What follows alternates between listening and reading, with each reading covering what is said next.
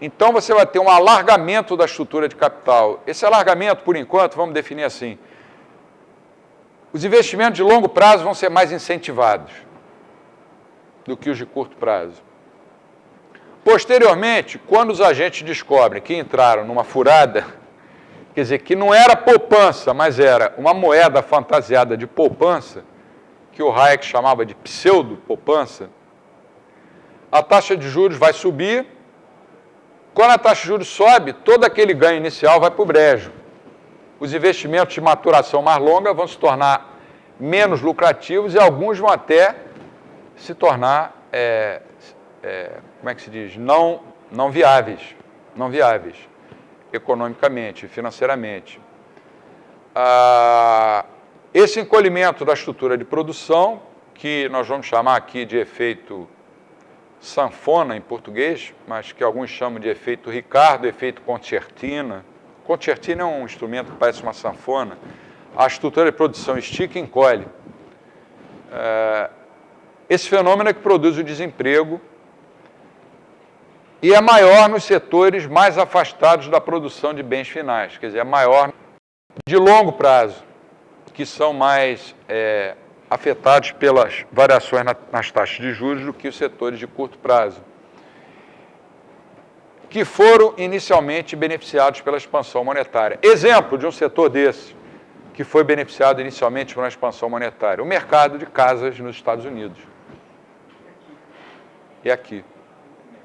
Incentivaram esse mercado, depois o negócio arrebentou, e agora? Aí, para consertar, eles ficam jogando mais moeda na economia, só vai tornar o problema cada vez pior.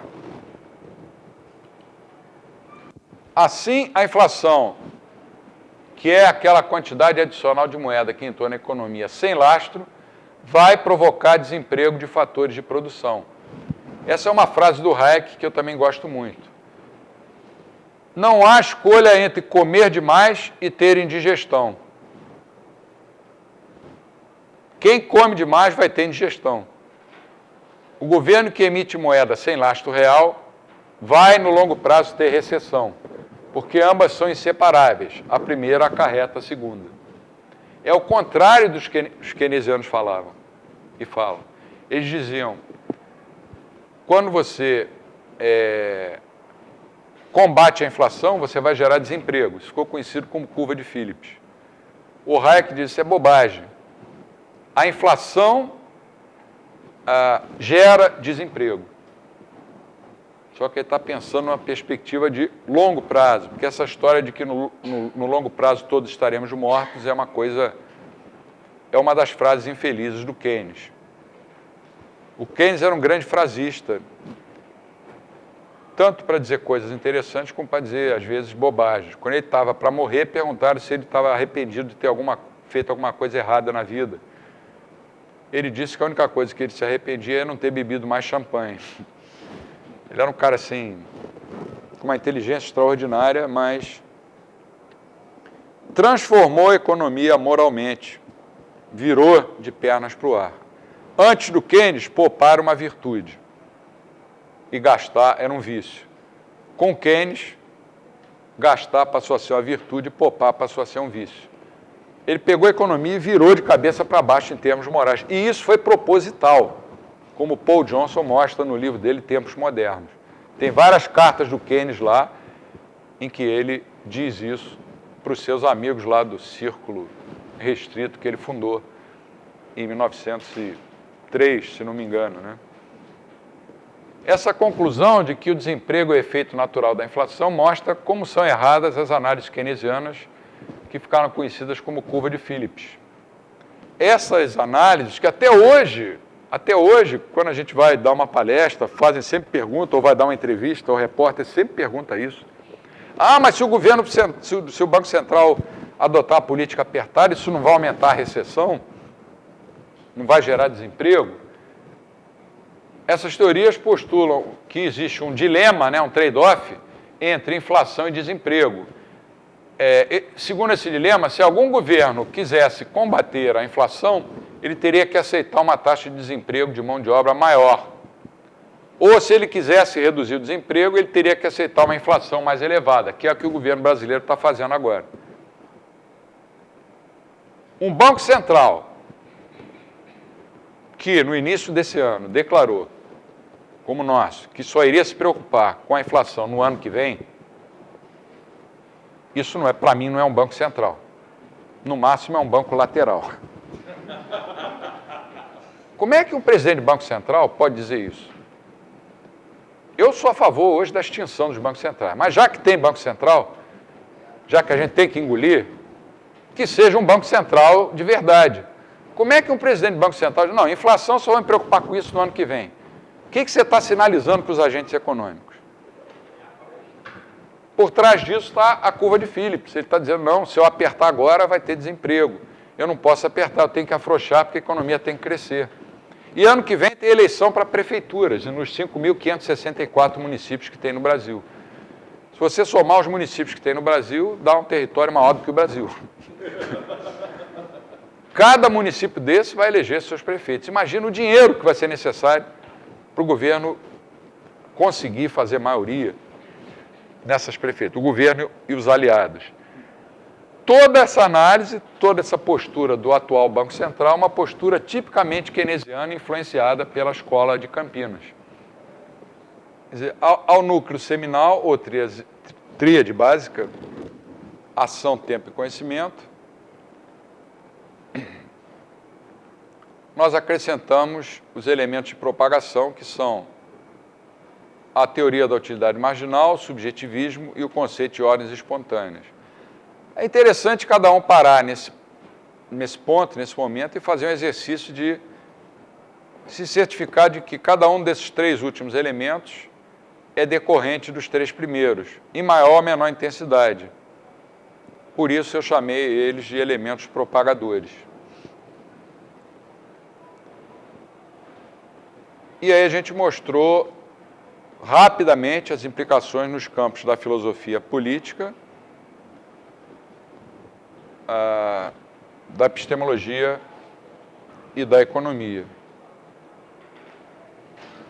Isso é uma convocação para a aula de segunda-feira. Ação, tempo e conhecimento. Eis o universo fascinante da Escola Austríaca de Economia.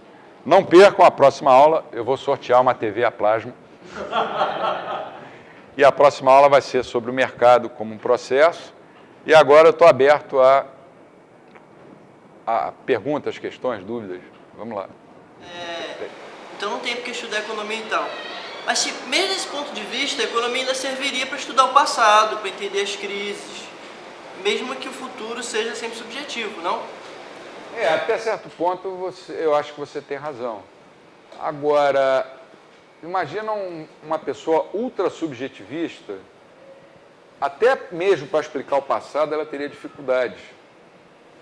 Porque se ela acha que a economia é um caleidoscópio, a economia do mundo real, é como se ela estivesse virando para cá o caleidoscópio e de repente começasse a virar ao contrário, para tentar enxergar o passado. De repente eles também não iam chegar a conclusão nenhuma. Mas em princípio você tem razão. Só que eu não acredito que eles iriam conseguir explicar o passado partindo de um ultra radical subjetivismo como Ludwig Larchmann e o Shackle, que era um inglês também. Peguei o livro desse Shackle, esqueci até o nome do livro. Eu confesso que foi o único livro da minha vida que eu li da primeira vez. Nada depende de nada, tudo depende de tudo. É um livro até interessante de ler, mas você chega no final do livro e diz, qual a conclusão? Fecha o livro e põe na estante. Sim. Na teoria convencional, macro, o consumo e o investimento costumam se mover no mesmo sentido. Um sobe, o outro está subindo, se um está caindo, o outro está caindo. A quarta proposição é que eles podem estar se movendo em sentidos opostos. Você pode ter um aumento no consumo. Por exemplo, você pode estar tendo uma queda no consumo, mas o investimento está aumentando. Mas pode acontecer? Pode. Os empresários podem estar observando que o consumo está caindo, mas eles podem estar pensando assim, bom, ano que vem o consumo vai subir, então eu vou começar a investir agora porque eu sei que no ano que vem eu vou vender. Essa é a quarta proposição do Mill, antes de se casar com a feminista e ter mudado radicalmente de posição. Vamos lá, nós temos 2 minutos. A crítica de Robert Lucas, até porque ele ganhou o prêmio Nobel derrubando a curva de Phillips, qual foi o argumento que ele usou para exatamente derrubar digamos assim, essa falácia, né? Que foi tanto defendida até pelo Milton Friedman? Não, o Friedman não defendia a curva de Phillips keynesiana. Ele dizia que havia várias curvas de Phillips, uma para cada nível de expectativas. E o Lucas disse, olha, as expectativas não são adaptativas, elas não vão se adaptando aos poucos, elas são racionais. Se o governo faz uma política monetária e fiscal para derrubar a inflação cai imediatamente porque os agentes antecipam o futuro.